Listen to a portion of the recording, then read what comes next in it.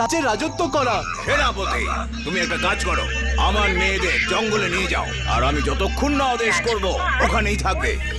সেনাপতি মহারাজের আদেশ মান্য করলেন আর রাজকুমারীদের জঙ্গলে নিয়ে এলেন। আমার খুব খিদে পেয়েছে, তুমি আমাদের জন্য খাবার কিছু আনো সেনাপতি। যথা আজ্ঞা। সন্ধে হয়ে গেল, কিন্তু সেনাপতি এখনো ফিরল না। তখন রাজকুমারীরা সেনাপতিকে খুঁজতে বেরোলেন। রাত হয়ে গেল, আর এবার রাজকুমারীরা ভয় পেতে লাগলো। রাজকুমারীরা রথের কাছে ফিরে এসে অপেক্ষা করতে করতে ঘুমিয়ে পড়ল।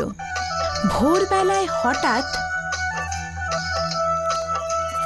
ছোট রাজকুমারী নয়না একটা আওয়াজ শুনে ভয় পেয়ে গেল।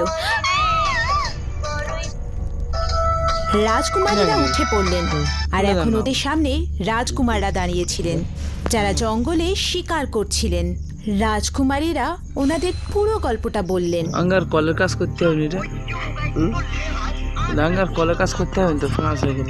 যদি তাই হয় তাহলে আমরা তিন রাজকুমার আপনাদের সঙ্গে বিবাহ করব এবং আপনাদের রাজ্যও বাঁচাবো।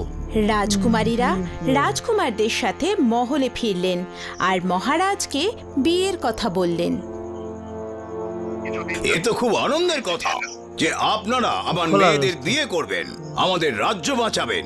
রাজকুমারীদের বিবাহ রাজকুমারদের সাথে খুব ধুমধাম করে হলো। রাজ্যে উৎসব হলো। 1 বছর পরে ছোট রাজকুমারী নয়নার একটি কন্যা হলো। যেহেতু এই ছোট্ট রাজকুমারী সবার প্রিয় আর সবাই একে খুব ভালোবাসে, সেই জন্য এর নাম প্রিয়া। প্রিয়ার তখন মাত্র কয়েক মাস বয়স। তখন ওর বাবা জঙ্গলে শিকার করতে গেলেন। 1 মাস হয়ে গেল, কিন্তু প্রিয়ার বাবা জঙ্গল থেকে ফিরে এলেন না। আমরাও জঙ্গলে যাব আর আমাদের ছোট ভাই ভৈরবকে খুঁজে আনবো। 2 ভাই জঙ্গলেতে চলে গেলেন, কিন্তু দুজনের কেউই ফিরলেন না। এদিকে প্রিয়ার 1 বছর বয়স হয়ে গেল আর উঠোনে খেলা করছিল। ঠিক তখনই একজন ফকির এলেন। দয়া করো, আমায় ভিক্ষে দাও। নয়না মহল থেকে কিছু ফল নিয়ে ফিরলেন। ফকির নয়নার সৌন্দর্য দেখে খুব আকর্ষিত হলেন আর নিজের রূপ বদলালেন। তুমি তো খুবই সুন্দর, তোমার তো আমার স্ত্রী হওয়া উচিত। আমার স্বামী রাজকুমার ভৈরব এখনো জীবিত, আর আমি তোমার মতো পাপী স্ত্রী একেবারেই হতে চাই না। নয়নার কথা শুনে জাদুকরের খুব রাগ হলো, আর ও নয়নাকে নিজের সাথে নিয়ে চলে গেল।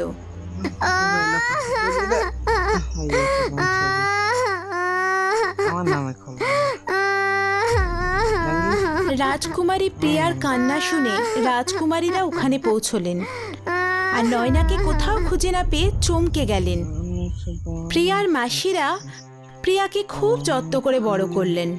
প্রিয়া মাসিদের সাথে বড় হতে লাগলো।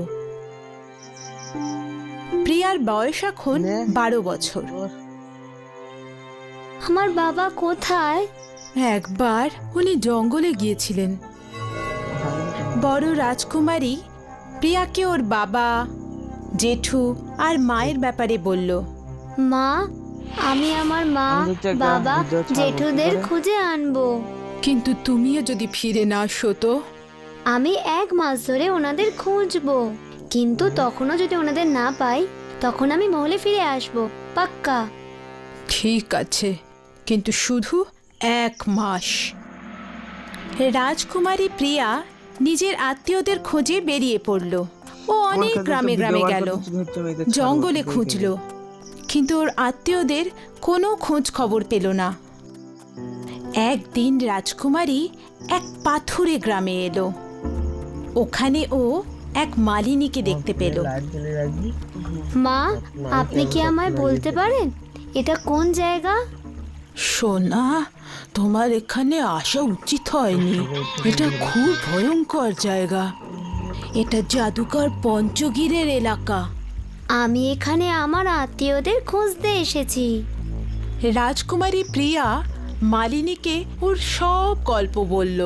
তোমার বাবা আর জেঠুরা এই পাথরে বন্দি আছে। আর তোমার মা এই ভিডিওটা ছাড়ো। জাদুকরকে বিয়ে না করার অপরাধে ওপরের কেল্লার কুঠুরিতে বন্দী। আপনাকে অনেক অনেক ধন্যবাদ। আমি এক্ষুনি ওনাদের মুক্ত করে আমার সঙ্গে করে নিয়ে যাব।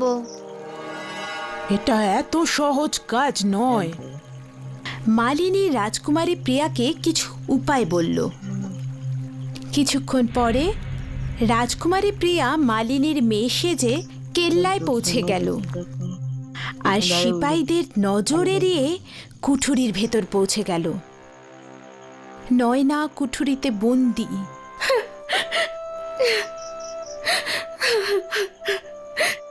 মা, মা, প্রিয়া, তুমি কি প্রিয়া? হ্যাঁ মা।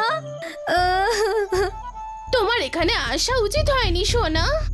এই শয়তান জাদুকর তোমাকেও বন্দি করবে। একদম নয় মা, কিন্তু তোমাকে আমার সাহায্য করতে হবে।